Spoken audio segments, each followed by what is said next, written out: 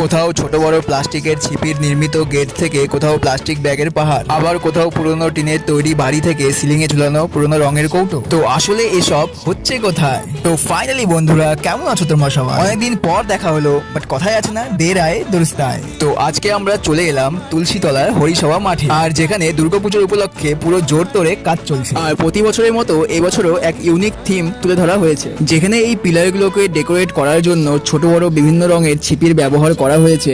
Simply wow.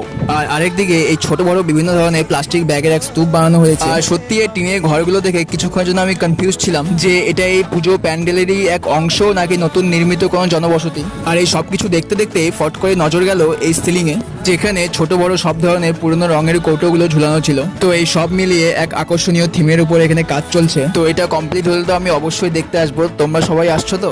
Video তোমাদের ভালো লাগে লাইক করো, চ্যানেলটি সাবস্ক্রাইব করো। দেখা হচ্ছে পরের ভিডিওতে। বাই।